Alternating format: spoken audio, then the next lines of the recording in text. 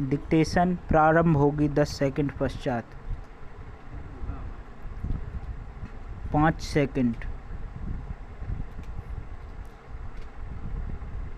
Start. अंग्रेजी को राष्ट्रभाषाओं की सूची में सम्मिलित करने के लिए जो सुझाव सदन के सामने आया है उसका विरोध हम इसलिए नहीं कर रहे हैं कि हमें किसी भाषा से दुश्मनी है। हम यदि अंग्रेजी भाषा के आधार पर विद्वान बने हैं तो यही कहकर कि हम उसी के द्वारा बने रह सकते हैं, हिंदी को पीछे रखना उचित नहीं है। यह भ्रम सारे देश में फैलाया जा रहा है कि हिंदी से हमारी प्रगति नहीं हो सकती है। इसके विपरीत मैं देखता हूँ कि देश को यदि कोई भाषा 2 भागों में बांट रही है तो वह अंग्रेजी भाषा ही है। जिनको हिंदी नहीं आती वे समझते हैं कि हिंदी पढ़े लिखे लोग उन पर हावी हो जाएंगे। मेरी समझ में तो यह बात नहीं आती कि जो आदमी विदेशी भाषा का पंडित बन सकता है उसे हिंदी का साधारण ज्ञान प्राप्त करने में कौन सी कठिनाई आ सकती है।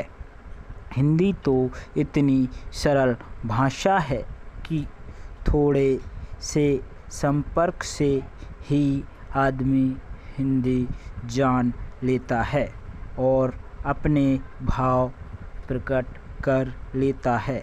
ऐसी अवस्था में यदि हिंदी राष्ट्रभाषा का स्थान ग्रहण करती है तो हमारा अंग्रेजी से संबंध टूटने वाला नहीं है। हर देश की अपनी एक भाषा होती है जिससे लोगों के विचारों का आदान प्रदान होता है और वे अपनी समस्याओं को समझते हुए उन्हें सुलझाते हुए आगे बढ़ सकें। वह भाषा वही हो सकती है जिसको देश के अधिक से अधिक लोग समझ, बोल और लिख सकें। इस देश में केवल हिंदी को ही ऐसा स्थान प्राप्त है।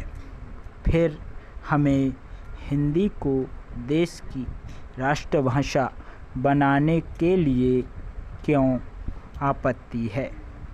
यदि हम इस प्रस्ताव को जो कि हमारे सामने पेश है स्वीकार करते हैं तो मेरा यह निश्चित मत है कि जिस दास्ता के बंधन से हम निकलने की कोशिश कर रहे हैं उससे हम नहीं निकल पाएंगे।